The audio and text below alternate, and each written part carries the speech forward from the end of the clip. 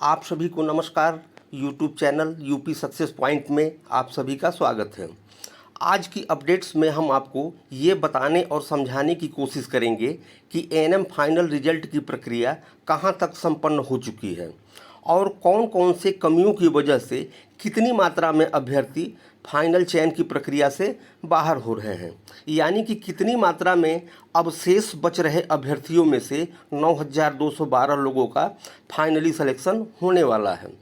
इसके अलावा final result कब घोषित होने की संभावना बन रही है और नियुक्ति पत्र किस डेट तक वितरित करने की तैयारी चल रही है, इन दोनों अपडेट्स के बारे में भी हम थोड़ा विस्तार से चर्चा करेंगे। तो चलिए एक एक करके सभी बिंदुओं को समझने की कोशिश करते हैं।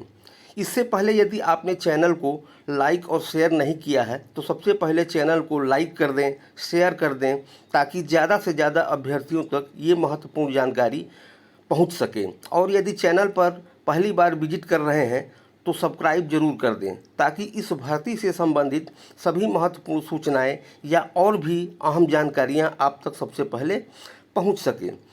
जैसा कि यूपी ट्रिपल एससी के चेयरमैन महोदय ने 3-4 दिन पहले एक बयान दिया था कि डॉक्यूमेंट्स रीचेक का कार्य बहुत बारीकी से कराया जा रहा है, ताकि बाद में कोई परेशानी या दिक्कत का सामना न करना पड़े।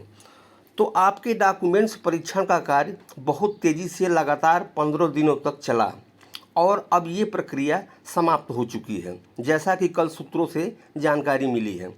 अब वर्तमान में आपके रिजल्ट तैयार करने की प्रक्रिया बहुत तेज़ी से चल रही है और उम्मीद है कि 2 से 3 दिनों में फाइनल रिजल्ट भी तैयार हो जाएगा, क्योंकि सारे डेटा कंप्यूटर में फीड हो चुके हैं, सारे आंकड़े तैयार हैं, तो रिजल्ट बनाने में ज़्यादा समय नहीं लगने वाला है।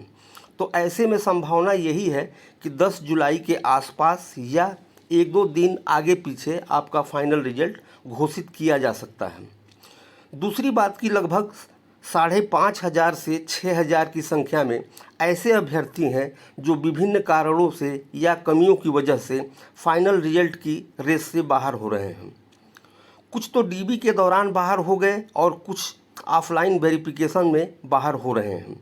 डीबी प्रक्रिया के दौरान बाहर होने वालों में कुछ आई थंब इम्प्रेशन मिस्टेक होने के कारण, तो कुछ इंटर पास पेट क्वालिफाई कैंडिडेट जिनके पास एएनएम डिप्लोमा नहीं था वे बाहर हो गए हैं। तो कुछ कैंडिडेट ऐसे भी हैं जिनका 5/1/2022 तक यूपी स्टेट मेडिकल फैकल्टी में रजिस्ट्रेशन नहीं था।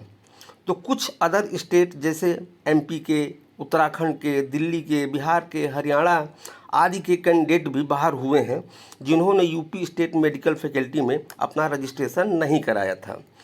कुछ डॉक्यूमेंट्स इनकम्प्लीट होने के कारण भी बाहर किए गए। तो डीबी के दौरान बाहर होने वाले ऐसे अभ्यर्थियों की कुल संख्या करीब 3,500 से लेकर 4,000 के आसपास है। वहीं कुछ अभ्यर्थी ऐसे भी हैं जो इंटरनल डॉक्यूमेंट्स वेरिफिकेशन प्रोसेस में बाहर हो रहे हैं। ऐसे अभ्यर्थियों में करीब 500 के आसपास जीएनएम कोर्स वाले कैंडिडेट हैं जिन्हें भी पूरी प्रक्रिया से बाहर होना पड़ेगा, क्योंकि ये वैकेंसी केवल और केवल एएनएम डिप्लोमाधारियों के लिए है। कुछ संविदा की एएनएम एज में छूट मिलने के बावजूद ओवर एज के कारण चयन प्रक्रिया से बाहर हो रही हैं। हालांकि अपने लंबे अनुभव के आधार पर उन्होंने माननीय मुख्यमंत्री जी से और छूट दिए जाने का निवेदन किया है। गेंद अब शासन के पाले में है और अब देखना है कि शासन इस पर क्या निर्णय लेने वाला है, लेकिन मुझे नहीं लगता कि शासन इस संबंध में कोई और छूट देने पर विचार करेगा। फिर भी जब तक इस पर कोई फाइनली निर्णय ना आ जाए तब तक कुछ नहीं कहा जा सकता। तो इस प्रकार कुल मिला के करीब 11,500 बचे कैंडिडेट्स में से ही फाइनली 9,212 अभ्यर्थियों का अंतिम चयन होने की संभावना बन रही है। अंत में फाइनल रिजल्ट घोषित होने के बाद बहुत जल्द, यानी कि 22 से 25 जुलाई के आसपास सभी चयनित अभ्यर्थियों को नियुक्ति पत्र वितरित किए जाने की तैयारी जोरों पे है और सब कुछ ठीक ठाक ऐसे ही चलता रहा तो सभी को इसी महीने के अंत तक नियुक्ति पत्र और पोस्टिंग मिल जाएगी। ये बहुत बड़ी अपडेट है जो मैं आपको बता रहा हूँ और इसकी तैयारी बड़ी ज़ोर शोर से अंदरूनी स्तर पे चल रही है। तो आज की जानकारी में बस इतना ही। अनंत शुभकामनाओं के साथ आप सभी को नमस्कार।